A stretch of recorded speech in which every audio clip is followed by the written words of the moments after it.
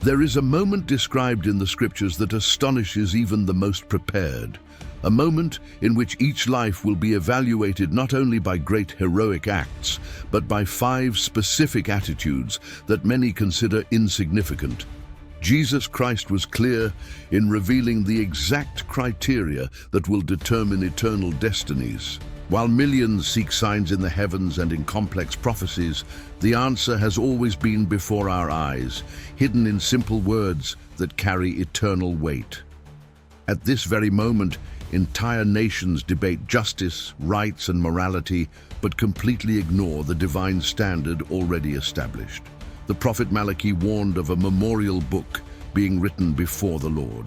Every gesture, every choice, every attitude being recorded. And 5 of them will define everything. Prepare to discover if you are approved or disapproved according to Christ's own criteria. Humanity has always been obsessed with judgment. From the Nuremberg trials after World War II to the international courts that now judge crimes against humanity, there is an incessant search for justice. But all these human judgments are only pale shadows compared to what the scriptures call the final judgment. In Revelation chapter 20, verses 11 through 15, John describes a scene that paralyzes any sincere heart. A great white throne, books being opened, and the dead being judged according to their works. Not according to their intentions, not according to their stated beliefs, but according to what they actually did. The modern world constantly tries to redefine what is right and wrong. In Europe, laws are passed and repealed as social movements gain strength. In the United States, debates about morality are dividing the country ever more intensely. In Brazil and Latin America, the confusion between traditional and progressive values generates daily conflicts. But while humanity debates, God has already established his standard. Jesus left no room for philosophical interpretations when he revealed exactly how each person would be judged. And surprisingly, he didn't talk about complex theological doctrines or elaborate religious rituals. He spoke about 5 practical attitudes that reveal the true character of each individual. The first attitude that will define eternal destinies is recorded in Matthew chapter 25, beginning in verse 31. Christ describes the moment when all nations will be gathered before him, and he will separate the people as a shepherd separates sheep from goats. But what will be the criterion for this separation? The answer is strikingly simple. The first attitude evaluated will be how you treated those who were hungry. Jesus states directly in verse 35, "For I was hungry, and you gave me food." Right now, as you listen to these words, millions of people are facing food shortages. In the Horn of Africa, humanitarian crises are leaving entire populations without access to basic food. In Yemen, the protracted war has created one of the worst food crises in recent history. Even in nations considered developed, food distribution lines are growing. But how many truly care? How many actually act? The parable of the Good Samaritan, recorded in Luke chapter 10, was not just a beautiful moral story. It was a revelation of character. The priest and the Levite knew all the religious laws, but they passed by the real need. The Samaritan, despised by the religious society of the time, was the one who acted. Jesus asks at the end of the parable, who was the neighbor? The answer reveals everything. God will not judge your words about compassion, but your concrete actions in the face of others' hunger. James chapter 2, verses 15 and 16, exposes religious hypocrisy in a devastating way. If a brother or sister is lacking clothing and daily food, and you only say, "Go in peace, be warmed and filled," without giving what is necessary, what good is it? Faith without corresponding works is dead. And in the final judgment, God will not accept excuses about being busy, having personal problems, or not knowing where to help.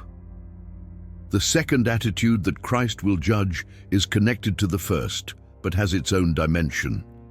In the same chapter 25 of Matthew, verse 35, Jesus continues, I was thirsty, and you gave me something to drink. It may seem repetitive, but it is not.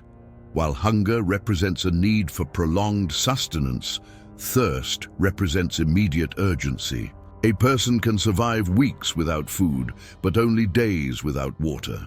This distinction is not accidental in the words of Christ. Currently, water crises plague different regions of the planet. In the Middle East, wars are fought over control of water resources. Syria, Iraq, and Turkey face geopolitical tensions related to the Tigris and Euphrates rivers.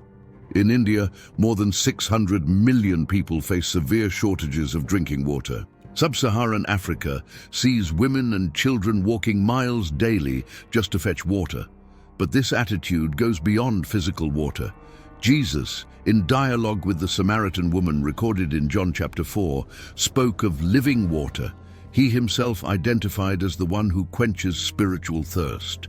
Therefore, in judgment, God will assess whether you brought not only physical water to those in need, but also the message of hope and salvation. How many know biblical truth and remain silent while millions perish from spiritual thirst? The prophet Isaiah, chapter 55, verse 1, makes a powerful invitation. Come, all you who are thirsty, come to the waters. But who is heeding this invitation? The third attitude judged by Christ is in verse 35 of Matthew 25. I was a stranger, and you welcomed me. The word stranger here carries profound meaning. It refers to the foreigner, the refugee, the displaced person, the one without a safe place. We live in an era of unprecedented mass migration.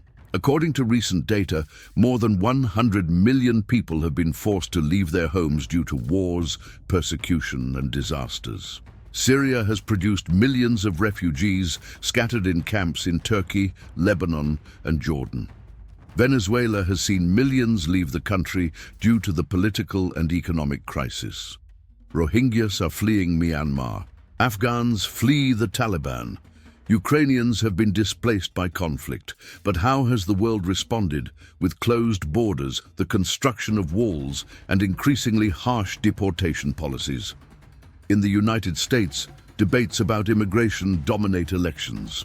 In Europe, the issue divides nations between solidarity and protectionism. And among those who call themselves Christians, how many truly open their doors, their tables, their hearts? The Old Testament is full of commands about treating strangers well. Leviticus chapter 19 verse 34 commands, "The stranger who dwells among you shall be as your native among you, and you shall love him as yourself, for you were strangers in the land of Egypt." God has not forgotten these words. At the final judgment, he will ask directly, "Where were you when millions wandered homeless?" Jesus himself experienced being a stranger. He was born in a manger because there was no room at the inn. He fled to Egypt as a baby, escaping Herod's persecution. He lived as an itinerant during his ministry, saying in Matthew chapter 8 verse 20 that foxes have dens and birds of the air have nests, but the Son of Man has nowhere to lay his head. Christ knows exactly what it's like to have no safe place, and he will judge how you treated those in the same condition. The fourth attitude that Christ will judge is recorded in verse 36 of Matthew 25. I was naked, and you clothed me. Nudity here refers not only to the literal absence of clothing, but to vulnerability, exposure, and a lack of basic dignity. In a world where the fashion industry generates trillions of dollars annually, where people hoard clothes they will never wear, millions don't even have a decent change of clothes. In refugee camps in South Sudan, children wear rags. In the slums of Manila and Jakarta, families share the few clothes they possess. On the frigid streets of North American and European cities, homeless people face the cold without adequate protection. But this attitude goes beyond physical clothing. Proverbs chapter 25 verse 20 speaks of publicly shaming someone, exposing their flaws. In judgment, God will assess whether you protected the dignity of others or whether you participated in the modern culture of exposure and humiliation. Social media has transformed public exposure into entertainment. Cancellations destroy reputations in minutes. Gossip spreads instantly. And many who claim to be followers of Christ actively participate in this culture of moral and emotional nakedness. Jesus covered the shame of the adulterous woman when the religious leaders wanted to stone her. He clothed her with mercy and dignity. In Eden, after the sin, the first thing God did for Adam and Eve was to clothe them. Genesis chapter 3 verse 21 records that the Lord God made garments of skin for Adam and his wife and clothed them. It was an act of covering, protection, and restoration of dignity. This is the fourth attitude that will define destinies. Did you cover or expose? Did you protect or humiliate? Did you clothe or strip away the dignity of others? Isaiah chapter 61 verses 1-3 prophesies about the Messiah, who would come to clothe with glory those who mourn in Zion, giving them a crown instead of ashes. Christ came to restore dignity, and he expects his followers to do the same. The fifth and final attitude that Christ will judge is divided into two intensely connected parts. Verse 36 of Matthew 25 continues, "I was sick, and you visited me. I was in prison, and you came to see me." Sickness and prison represent the darkest places of human experience, places that most avoid, ignore, or simply prefer not to think about. But Jesus said that he would be right there, and that visiting him there would be one of the final criteria of judgment. How many have the courage to enter these spaces? Illness, especially serious or chronic illness, isolates people. Family and friends gradually drift away.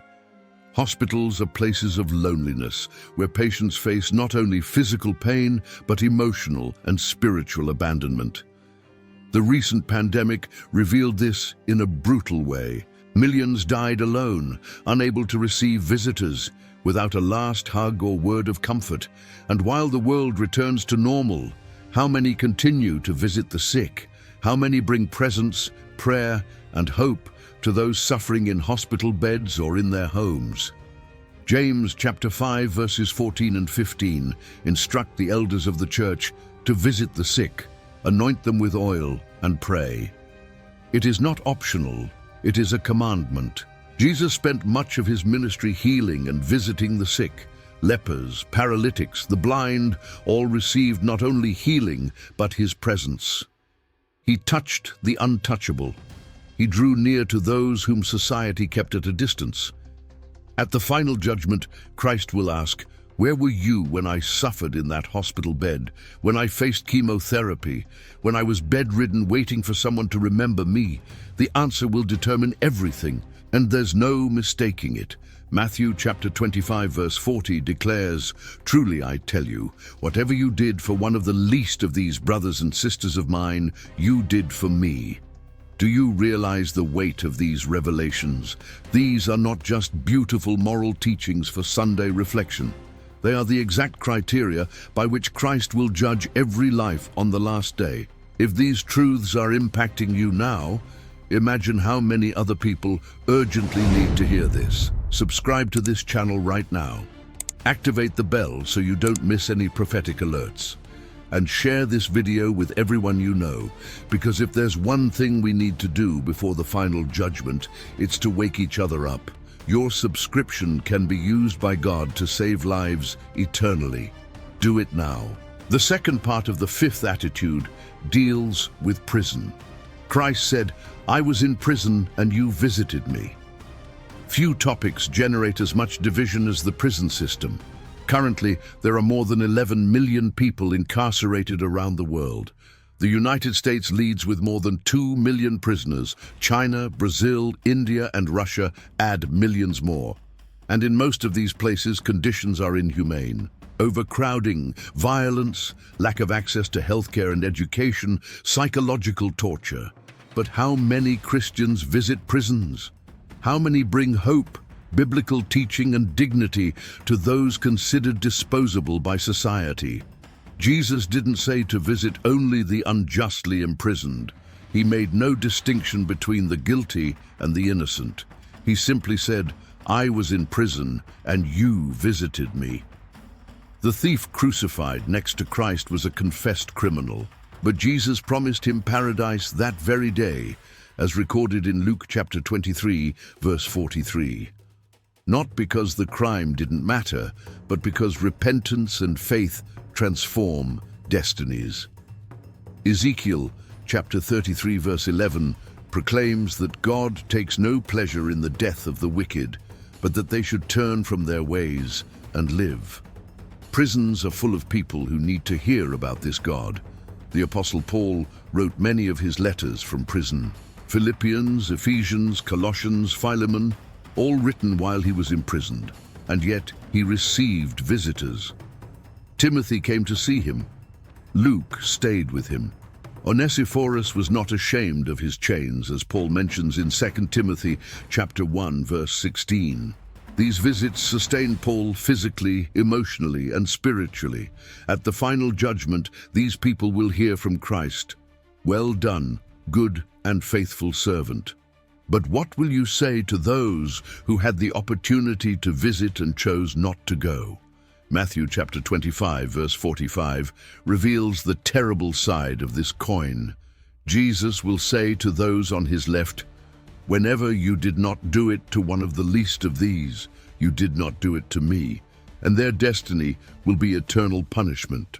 Not because these people committed heinous crimes, but because they ignored opportunities to demonstrate the character of Christ through practical actions. They may have attended churches, sung praises, offered eloquent prayers, but they failed the test of practical love. And love is not a feeling, it is action. John chapter 3 verse 16 says that God so loved the world that he gave his Son. Love is a verb, it is sacrifice. It is a movement toward the needs of others. These 5 attitudes reveal something profound about the divine character. God does not judge based on outward appearances, religious rituals, or denominational affiliations. 1 Samuel chapter 16 verse 7 declares that man looks at the outward appearance, but the Lord looks at the heart. And the heart is revealed not by words, but by concrete actions in the face of basic human needs. James chapter 1 verse 27 defines pure and undefiled religion as visiting orphans and widows in their affliction. It is no coincidence that Jesus chose hunger, thirst, abandonment, nakedness, sickness, and imprisonment as his criteria for judgment. These are the situations where humanity is most vulnerable, most forgotten, most in need of compassion. And these are precisely the places where Christ identifies most intensely. This should shake anyone who considers themselves a Christian, because it means you can spend your whole life attending church services, paying tithes, studying theology, and still hear from Christ on the last day, "I never knew you, depart from me." Words recorded in Matthew chapter 7 verse 23, addressed not to atheists or pagans, but to people who prophesied, cast out demons, and performed miracles in the name of Christ. But they lacked the essential, love demonstrated through practical actions. The world today is immersed in debates about social justice, human rights, wealth distribution, and ideal political systems. Capitalism is accused of creating inequality. Socialism is seen as a generator of misery. Fascism and Nazism are remembered as horrors of the past that some fear will resurface. Feminism divides opinions on social roles. Marxism is alternately defended and demonized. Political left and right clash in increasingly polarized battles. But while humanity debates systems and ideologies, God has established a simple and direct standard: love your neighbor as yourself. This is the essence of the 5 attitudes judged by Christ. They all boil down to the second greatest commandment given by Jesus in Matthew chapter 22, verse 39. And this love is not abstract or theoretical. It is feeding the hungry, giving water to the thirsty, welcoming the stranger, clothing the naked, visiting the sick and the imprisoned. No political system, no human ideology, no social structure can replace these individual acts of compassion. Micah chapter 6 verse 8 summarizes, "What does the Lord require of you? To act justly, and to love mercy, and to walk humbly with your God." The parable of the 10 virgins in Matthew chapter 25, just before the passage about the final judgment, carries a crucial warning. 5 virgins were wise and took enough oil in their lamps. 5 were foolish and took no oil. When the bridegroom was delayed, they all fell asleep. But at midnight, when the bridegroom finally arrived, only the wise ones were prepared.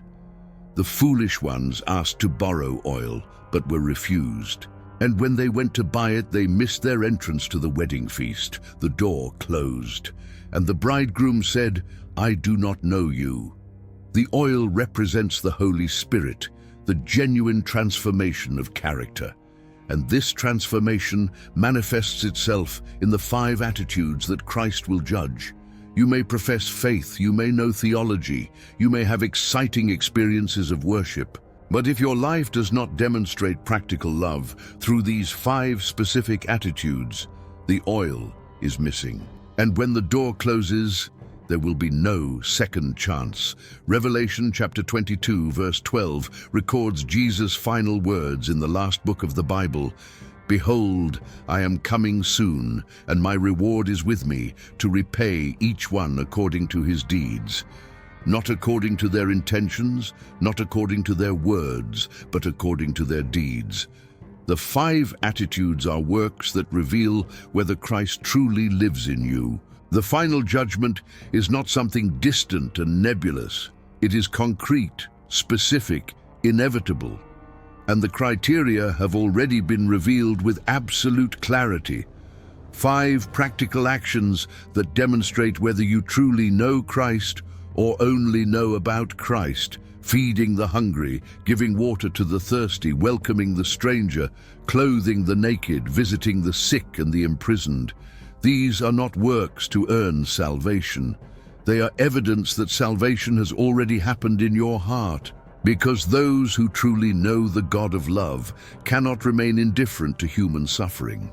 At this very moment, as you listen to these words, millions around the world are suffering in each of these 5 situations.